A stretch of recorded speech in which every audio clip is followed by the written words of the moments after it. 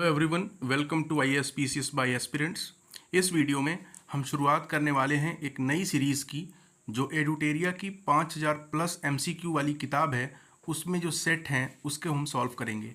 तो आज हम प्रैक्टिस सेट नंबर 1 को सॉल्व करेंगे और ये बिहार SI और BPSC के लिए काफ़ी इंपॉर्टेंट होगा। तो चलिए शुरुआत करते हैं सबसे पहले प्रश्न से।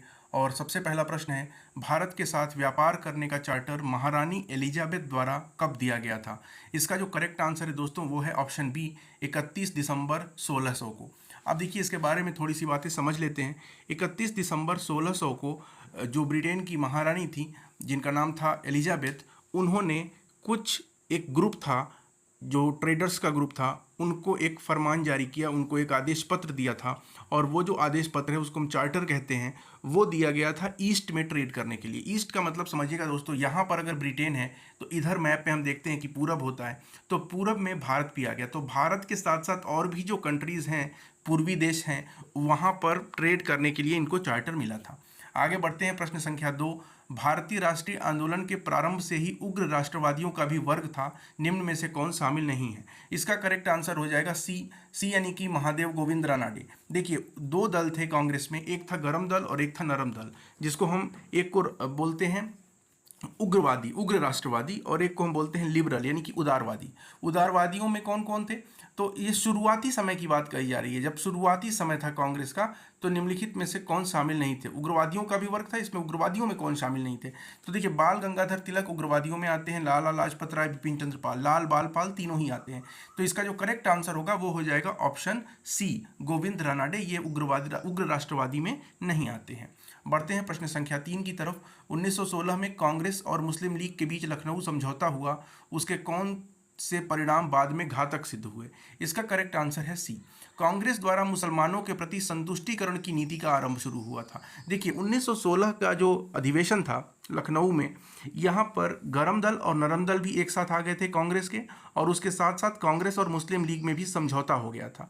इस समझौते का परिणाम ये हुआ कि कांग्रेस भी मुस्लिम लीग के मांगों का समर्थन कर दिया कांग्रेस ने। और जब कांग्रेस ने समर्थन कर दिया, इसका मतलब है कि कांग्रेस अब मुसलमानों के प्रति तुष्टीकरण की राजनीति पर उतर आई थी। यही इसका परिणाम हुआ। प्रश्न संख्या 4 है, व्यक्तिगत सत्याग्रह किस गवर्नर जनरल के काल में हुआ? इसका आंसर हो जाएगा लॉर्ड लिनलिथगो के कार्यकाल में हुआ। आप कमेंट करके बताइए कि व्यक्तिगत सत्याग्रह में पहले व्यक्तिगत सत्याग्रही कौन थे और दूसरे कौन थे, ये आपका कमेंट बताएगा। क्वेश्चन नंबर 5 की तरफ चलते हैं। भारतीय राष्ट्रीय कांग्रेस की पूर्ववर्ती संस्थाओं में सबसे पहली और प्रमुख संस्था कौन सी थी? इसका आंसर हो जाएगा ब्रिटिश इंडिया एसोसिएशन। देखिए कांग्रेस की पूर्ववर्ती संस्था का मतलब है कि कांग्रेस से पहले भी कुछ संस्थाएं थीं, जैसे कि लैंड होल्डर सोसाइटी थी, जैसे कि ईस्ट इंडिया एसोसिएशन थी, तो उसके बारे में यहाँ पे बात की गई है। तो इसका जो करेक्ट आंसर इसमें हो जाएगा वो हो जाएगा British India association. Question number 6, Simon commission की सिफारिशों के संदर्भ में निम्नलिखित में से कौन सा कथन सही है? देखिए मैं ऑप्शंस नहीं पढ़ूंगा, डायरेक्ट आंसर ही पढ़ूंगा। आप ऑप्शन देख सकते हैं, पॉज करके आप इसको सॉल्व भी कर सकते हैं। तो देखिए साइमन कमीशन जो था, आपको पता है 1927 में साइमन कमीशन का गठन हुआ, 1928 में साइमन कमीशन भारत आया, और इसको व्हाइट मेंस कमीशन भी कहते हैं, क्योंकि इनमें कोई भी भारतीय व्यक्ति नहीं था। 7 लोग थे, सातों लोग ब्रिटिश थे। तो एक तो ये इसीलिए इसका विरोध भी हुआ था। इसका जो करेक्ट आंसर होगा वो सी होगा। इसने केंद्र में क्वेश्चन नंबर 6 की बात करें तो 6 का हाँ आंसर हो जाएगा सी। इसने केंद्र में द्विसदन विधायिका के उन्मूलन का सुझाव दिया था। आगे बढ़ते हैं, question number 7, Dadabhai Naoroji British House of Commons के लिए चुने जाने वाले पहले भारतीय थे। उन्होंने किस पार्टी के टिकट पर चुनाव जीता था?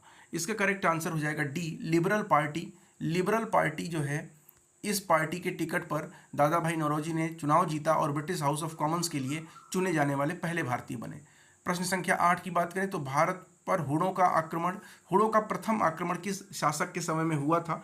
तो क्वेश्चन नंबर 8 का आंसर हो जाएगा ऑप्शन सी, स्कंदगुप्त के समय में। अब स्कंदगुप्त के बारे में आपको पता होगा कि ये गुप्त वंश के शासक हैं, और इससे रिलेटेड और भी चीज़ें आपको अलग से पढ़नी पड़ेंगी। क्वेश्चन नंबर 9, एहोल अभिलेख किससे संबंधित है? तो एहोल अभिलेख जो है वो पुलकेशिन सेकंड से संबंधित है। और इसी के साथ आपको एक बात और भी पता होनी चाहिए कि हर्षवर्धन और पुलकेशिन सेकंड के बीच एक युद्ध हुआ था, जिसमें कि हर्षवर्धन को पुलकेशिन सेकंड ने हरा दिया था। क्वेश्चन नंबर 10, सत्यमेव जयते किस उपनिषद में संग्रहित है? आसान सा आंसर है, इसका ऑप्शन हो जाएगा डी, 10वें का डी, यानी कि मुंडकोपनिषद में ये मुंडकोपनिषद से लिया गया है सत्यमेव जयते। महावस्तु महात्मा बुद्ध का जीवन वृत्तांत है, इसका संबंध किस शाखा से है? इसका आंसर हो जाएगा ए, 11वां का ए हो जाएगा महायान। देखिए बौद्ध धर्म को दो भाग में शुरुआत में बांट दिया गया था, एक था महायान और एक था हीनयान। बाद में गुप्त वंश के शासनकाल के समय में बौद्ध धर्म में एक और शाखा आई जिसको हम वज्रयान के नाम से जानते हैं, और वज्रयान शाखा जो है ये तंत्र मंत्र और जादू टोने में विश्वास रखने वाला शाखा था। क्वेश्चन नंबर 12, अकबर द्वारा बनाए गए उपासना भवन का नाम क्या था? तो ये इबादत खाना था। दरअसल इबादत खाना अकबर ने क्यों बनवाया था इसके बारे में बात करते हैं। तो अकबर ने इबादत खाना की स्थापना इसलिए की थी ताकि अलग अलग मत के अलग अलग संप्रदाय के लोग आकर अपने अपने धर्म अपने संप्रदाय की अच्छी बातों को वहाँ बताएंगे, जिसके आधार पर अकबर डिसीजन लेगा कि कौन सा धर्म या किस धर्म की कौन सी बात सबसे अच्छी और सटीक है। क्वेश्चन नंबर 13, सुप्रसिद्ध संगीतकार तानसेन और बैजू बावरा किसके शासनकाल में सुविख्यात थे? तो इसका आंसर तो हो जाएगा अकबर, ये आपको पता होगा। न्यू कैसल पोर्ट जो दुनिया का सबसे बड़ा कोयला निर्यात बंदरगाह है, यह किस देश में स्थित है? तो 14वें का आंसर हो जाएगा ऑप्शन बी, ऑस्ट्रेलिया में है न्यू कैसल पोर्ट। 15वां प्रश्न, देशांतर रेखाओं के संबंध में कौन सा सही है? तो देखिए देशांतर रेखाएं क्या होती हैं और अक्षांश रेखाएं क्या होती हैं। तो अगर इसको हम ग्लोब मान लें तो इसको हम बोलते हैं, इस तरह की रेखाओं को अक्षांश बोलते हैं, और इस तरह की जो रेखाएं होती हैं इनको हम देशांतर बोलते हैं। अब अक्षांश रेखाओं के समानांतर तो ये दिख नहीं रही हैं आपको, ये अक्षांश रेखाएं हैं, ये देशांतर हैं, तो समानांतर नहीं है। इनकी संख्या 180, ये भी गलत बात है, 180 नहीं होती हैं। देशांतर रेखा दूरी को प्रदर्शित करती है, नहीं, वो तो हमारी ये प्रदर्शित करती है। देशांतर के मध्य सर्वाधिक दूरी विषुवत रेखा पर होती है। तो देखिए ये बिल्कुल सही बात है, इसका आंसर हो जाएगा ऑप्शन डी। आप समझिए कैसे, ये देशांतर रेखाएं, देशांतर रेखाएं ऐसे मुड़ती हुई आती हैं, तो विषुवत रेखा है ये, सॉरी विषुवत रेखा ये नहीं है, विषुवत रेखा हम बोलते हैं, एक सेकेंड, इसको बोलते हैं विषुवत रेखा। तो यहाँ पर देखिए आप, तो दूरी सबसे अधिक है, ये दूरी कम है, ये दूरी कम है, ये दूरी कम है, ये दूरी कम है, सबसे अधिक दूरी यहाँ पर है। तो करेक्ट आंसर हो जाएगा ऑप्शन डी 15वें का। क्वेश्चन नंबर 16, उत्तर से शुरू कर दक्षिण की ओर नीचे दी गई पहाड़ियों का सही अनुक्रम क्या है? तो 16वें का जो आंसर होगा वो हो जाएगा ऑप्शन सी। सबसे पहले नल्ला मलाई की पहाड़ियाँ आती हैं, नल्ला मल्ला पहाड़ी भी बोलते हैं, यहाँ पे नल्ला मलाई की पहाड़ियाँ, फिर जवादी, फिर नीलगिरी और फिर अन्ना मलाई की पहाड़ियाँ। ये इसका करेक्ट आंसर हो जाएगा अगर हम आप इसको उत्तर से दक्षिण की ओर क्रम में लगाएं तो। 17वां है, निम्नलिखित में से कौन सी नदी अपने मार्ग बदलने के लिए प्रख्यात है? तो कोसी नदी है, आपको बताने की जरूरत नहीं है। 18वां प्रश्न, किस मृदा प्रारूप में लोहे के अतिरिक्त मात्रा होने के कारण अनुर्वरक हो जाती है? तो इसका आंसर हो जाएगा लेटेराइट, और ये मल्चिंग के कारण होता है, लीचिंग के कारण। क्वेश्चन नंबर 19 की तरफ आते हैं। प्रकाश के संबंध में कौन सा कथन सत्य है? तो प्रकाश एक विद्युत चुंबकीय तरंग है, ये भी सही है, कण की प्रकृति भी है और ऊर्जा का रूप भी है। प्रकाश को हम बोलते हैं ड्यूअल नेचर। क्या ड्यूअल नेचर का मतलब होता है कि इसके अंदर एक कण का भी बिहेवियर है और इसके अंदर जो है वो एक वेव का बिहेवियर भी है, तो इसको हम बोलते हैं dual nature of light. Question number 20, biogas संयंत्र में कौन सी प्रक्रिया होती है? तो 20वें का जो करेक्ट आंसर है वो ये है, ए, किण्वन की प्रक्रिया होती है। 21वां प्रश्न है, एक वर्ग में ऊपर से नीचे की ओर आने पर परमाणु आकार क्या होता है? तो परमाणु आकार बढ़ता है। वर्ग का मतलब होता है, देखिए इसको हम बोलते हैं आवर्त सारिणी। आवर्त सारिणी में जो इस तरह से आप बढ़ते हैं, इधर की तरफ बढ़ते हैं तो ये आवर्त होता है, और जब आप नीचे की तरफ बढ़ते हैं तो इसको हम बोलते हैं वर्ग। एक वर्ग में जब आप बढ़ेंगे तो परमाणु का आकार बढ़ेगा, क्योंकि देखिए हाइड्रोजन अगर यहाँ रखेंगे आप, उसके बाद फिर यहाँ पे नीचे सोडियम रखेंगे, पोटेशियम रखेंगे, तो आप देखेंगे कि इनमें इलेक्ट्रॉन्स की संख्या बढ़ती जाती है, और इलेक्ट्रॉन की संख्याएं बढ़ेंगी तो कक्षा भी बढ़ेगी, और कक्षा बढ़ेगा तो अपने आप ही परमाणु का जो आकार है वो भी बढ़ेगा। 22वां प्रश्न, वायुमंडल के प्रकाश के विसरण का कारण क्या है? तो इसका करेक्ट आंसर हो जाएगा धूलकण। क्वेश्चन नंबर 23, किसी भी यौगिक का ऑक्सीकरण संख्या क्या होता है? तो देखिए यौगिकों का ऑक्सीकरण संख्या हमेशा 0 होगा, आप याद रखिएगा। क्वेश्चन नंबर 24, सर्प विसरोधी किस तत्व का एक यौगिक है? तो 24th का जो आंसर होगा वो ये होगा, ए, स्वर्ण यौगिक। क्वेश्चन नंबर 25, दाब का विमीय सूत्र क्या होगा? तो ये हो जाएगा ml-1t-2। अब देखिए दाब का मतलब क्या होता है? प्रेशर इज इक्वल टू होता है force upon area, force upon area होता है। फोर्स का होता है mlt-2, फोर्स का क्या होता है mlt-2, और एरिया का होता है L स्क्वायर, है ना। तो जब ये L स्क्वायर है तो ये L की पावर 2 है, यहाँ पर L की पावर 1 है, जब ये ऊपर जाएगा तो माइनस में हो जाएगा, तो क्या होगा ml-1t-2, ये करेक्ट आंसर, t-2, ये करेक्ट आंसर हो जाएगा ऑप्शन बी। क्वेश्चन नंबर 26, जैव सेल क्या है? इसका आंसर हो जाएगा कोयला। क्वेश्चन नंबर 27 की तरफ चलते हैं। याददाश्त का संबंध किस भाग से है? तो देखिए याददाश्त का संबंध जो है वो सेरेब्रम से है। क्वेश्चन नंबर 28, एक जीवाश्म पक्षी का नाम बताएं जो एक पक्षी की तरह दिखता है लेकिन सरीसृप के जैसी इसकी विशेषताएं होती हैं। तो ये हो जाएगा आर्कियोप्टेरिक्स। आप याद रखिए ऑप्शन बी। क्वेश्चन नंबर 29, मानव शरीर में सर्वाधिक पाया जाने वाला तत्व ऑक्सीजन होता है, आपको पता होगा। क्वेश्चन नंबर 30, परिपथ के किन्हीं दो बिंदुओं के बीच विभवांतर मापने के लिए किसका प्रयोग करते हैं? तो देखिए वोल्ट मीटर का प्रयोग हम करते हैं विभवांतर मापने के लिए, और जब हम बात करते हैं करंट की फ्लो मापने के लिए तब हम अमीटर का प्रयोग करते हैं। तो आंसर हो जाएगा बी। क्वेश्चन नंबर 31, आपातकाल के दौरान अधिकारों का निलंबन कौन कर सकता है? तो भारत का राष्ट्रपति करता है। क्वेश्चन नंबर 32, प्राक्कलन समिति के कार्यकाल कितना होता है? तो ये 1 वर्ष का कार्यकाल होता है, और एस्टिमेट्स कमेटी इसको बोलते हैं इंग्लिश में, और सबसे बड़ी कमेटी यही होती है, इसमें कुल 30 मेंबर होते हैं। क्वेश्चन नंबर 33, निम्नलिखित में से किसके अनुमोदन से भारत की संचित निधि से पैसा निकाला जाता है? तो भारत की संचित निधि से, कंसोलिडेटेड फंड ऑफ इंडिया से जब भी पैसा विथड्रॉ किया जाएगा तो यहाँ पर भारत की संसद से अनुमति लेनी होगी, और बिना संसद की अनुमति से पैसा नहीं निकलेगा। क्वेश्चन नंबर 34, भारतीय संविधान में विधि के समक्ष समता ब्रिटेन के संविधान से लिया गया है, आपको पता है। क्वेश्चन नंबर 35, संविधान संशोधन की प्रक्रिया। तो देखिए संविधान संशोधन की प्रक्रिया भाग 20 में ली गई है, तो आंसर हो जाएगा डी। क्वेश्चन नंबर 36, सूची 1 सूची 2 को मिलान करना है। तो इसको देखिए आप मिलान अगर करेंगे तो भाषाओं का उल्लेख किस अनुसूची में है? तो भाषाओं का उल्लेख जो है वो 8वीं अनुसूची में है। उसके बाद दल बदल जो है वो 10वीं अनुसूची में है। 73वां संविधान संशोधन से 9वीं अनुसूची का निर्माण 11वीं अनुसूची का निर्माण किया गया, और भूमि सुधार जो है वो 9वीं अनुसूची से संबंधित है। तो ये हो जाएगा आपका आंसर 2143, यानी कि ऑप्शन बी। क्वेश्चन नंबर 37, 1833 का चार्टर अधिनियम के अंतर्गत प्रथम विधि आयोग का गठन किसकी अध्यक्षता में किया गया? तो लॉर्ड मैकाले, यही जो था पहला विधि सदस्य भी था। क्वेश्चन नंबर 38, निम्नलिखित में से कौन सी औषधि क्रांति प्याज और झींगा उत्पादन से संबंधित है? मतलब कौन सी क्रांति ऐसी है जो औषधि उत्पादन, क्रांति उत्पादन, प्याज उत्पादन, झींगा उत्पादन, औषधि क्रांति, प्याज और झींगा उत्पादन से संबंधित है? तो गुलाबी क्रांति इसका आंसर होगा। क्वेश्चन नंबर 39, निम्नलिखित में से किन 2 संस्थानों को ब्रेटन वुड्स जुड़वा के नाम से जाना जाता है? देखिए ब्रेटन वुड्स जुड़वा का नाम से जाना जाता है IMF और विश्व बैंक को। IMF का फुल फॉर्म होता है इंटरनेशनल मॉनेटरी फंड, और विश्व बैंक तो विश्व बैंक है ही, आपको पता है।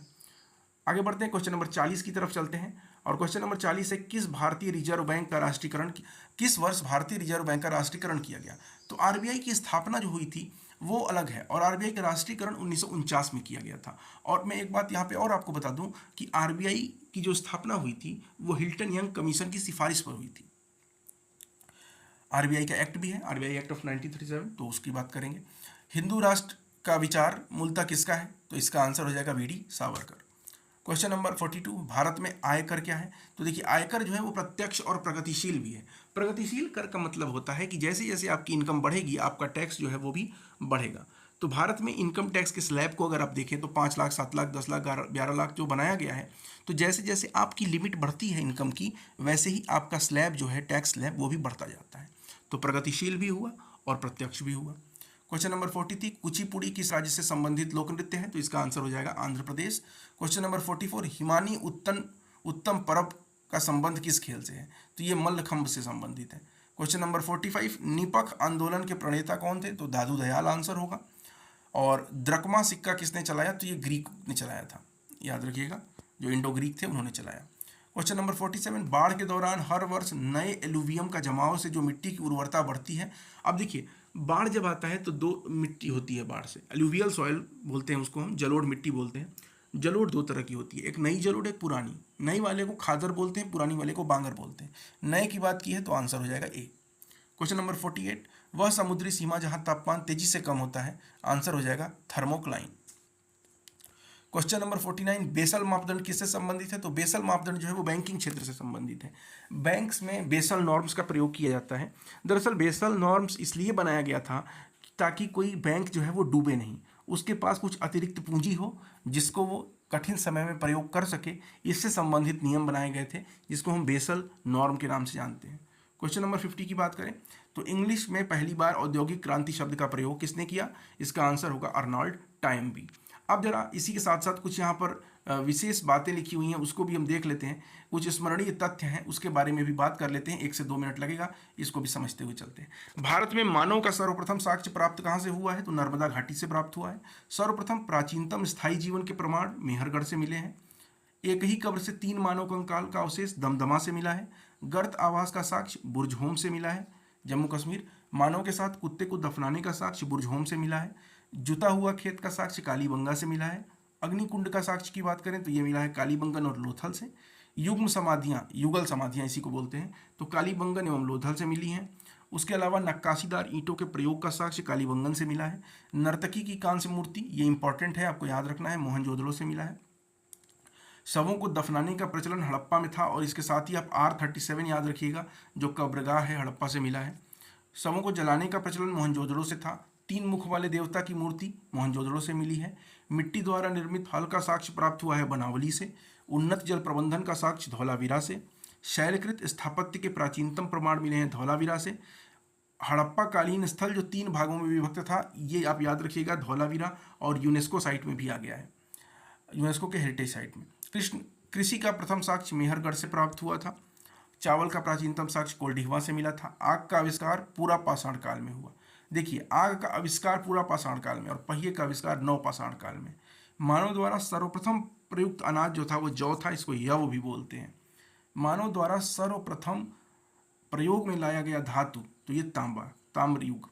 राष्ट्रीय मानव संग्रहालय स्थित है भोपाल में, और सिंधु सभ्यता के प्रमुख बंदरगाह में लोथल और सुतकोटदा थे। हड़प्पा और मोहनजोदड़ो को संयुक्त जुड़वा राजधानी किसने कहा था? तो पिग्गट ने कहा था। तो ये आपके 15 मिनट में हमने 50 क्वेश्चन डिस्कस किए, उसके अलावा 10-15 स्मरणीय तथ्यों के बारे में भी समझा।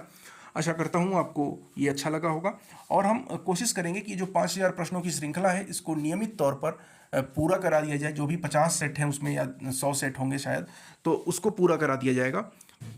ये पहला सेट था, कैसा लगा जरूर कमेंट करें।